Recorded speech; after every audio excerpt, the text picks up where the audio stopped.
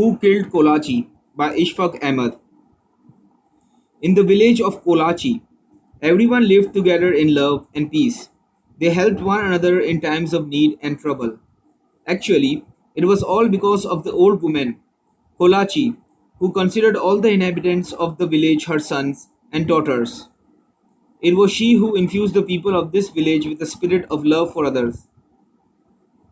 She often said, all have equal rights on this earth. Kolachi had a neighboring sea which was always surging. The men of this village went to this sea early in the morning to reap the fruits of their hard work. The women engaged themselves in other chores, and Kolachi moved here and there, meeting all her children and praying for their livelihoods. One day, when the people of Kolachi returned from the sea, the net of some had more fish than those of others. This happened again on the second and third days. One of the people whose net contained fewer fish said, actually, I reached the spot where I cast my net late. Someone else had cast his net there first, and my fish are fewer as a result of this. If he had not cast his net in my spot, I would have caught more fish. All those whose nets contained fewer fish agreed with what he said. The person whose net contained a large number of fish said, does the sea belong to you? It belongs to God, who is the provider. Whoever wishes to earn his livelihood here may cast his net anywhere. I was lucky. Therefore, I got a large number of fish. You were unlucky. Therefore, you got a lesser number of fish. I will cast my net in the same spot tomorrow as well. At this, the first man said, I will see how you cast your net over there. I will break your hands. You have snatched my spot, and now you say that I am unlucky? The next day, the first man went to the sea earlier. He found the other person already there casting his net. He was filled with fury against the encroacher and shouted, I forbade you to fish in my spot. You did not follow my order. Now I will show you the result of your actions. Saying that, he called out loudly, is there someone who will side with me for my rights? Is there anyone who will help me take this cruel, encroaching man to his doom? Upon hearing his call, other men began to gather around him.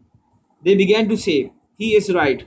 Our nets also caught fewer fish because someone else had cast his net at our spot yesterday. We cannot bear this injustice. Therefore, your right is our fight. We shall stand by you. Upon hearing this, the other person also raised his voice to call others for help. In response to his call and to the sight of the fury of the supporters of the first person, those whose nets had a large number of fish gathered around the second person and announced that they would side with him.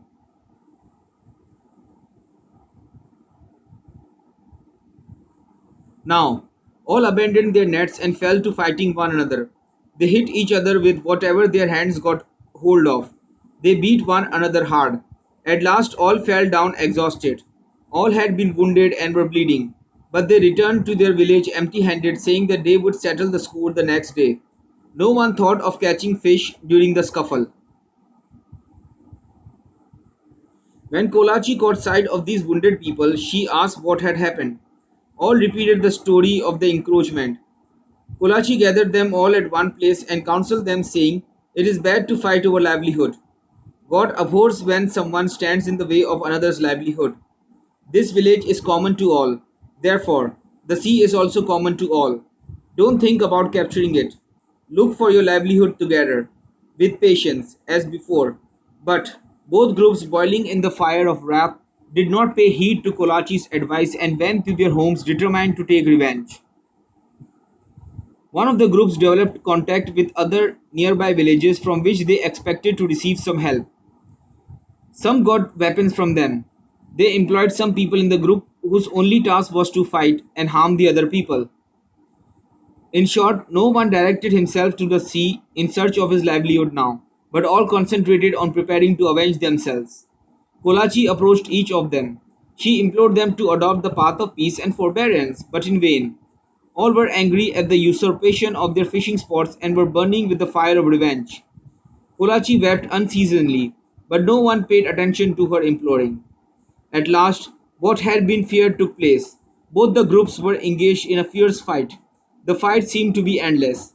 They gave one another severe beatings. When they were exhausted, they returned to their homes. But then another problem emerged. The people of the opposite groups were neighbors. How could they be safe? At night, a person of one group might kill a person of the other group while he was sleeping alone in his home. Therefore, they divided themselves into different areas. Each group considered itself safer in its own area.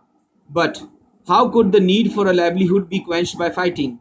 A person of one group took his fishing net and left for the seaside. But in the evening, it was his dead body which returned home.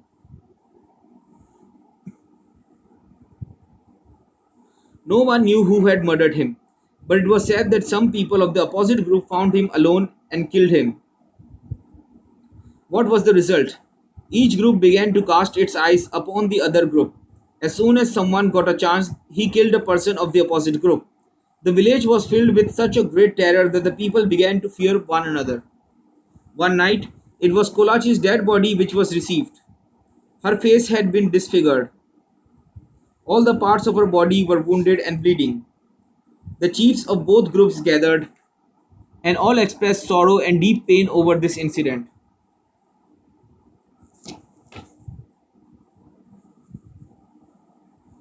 Kolachi was buried with honor. Someone raised a question about who might have killed Kolachi. Someone said the area from which Kolachi's dead body was found belongs to the opposite group. That group might have a hand in her murder. The representatives of that group saw that it was not the doing of any of its members, and someone from the other group might have killed Kolachi in his own area and thrown the dead body in their area so that the other group would get blamed for her murder. Consequently, each group began to lay the blame at the door of the other. One person said, "You have disfigured the face of Kolachi." Another said, "The wounds on the body of Kolachi have been caused by you." In short, another fight started during the funeral.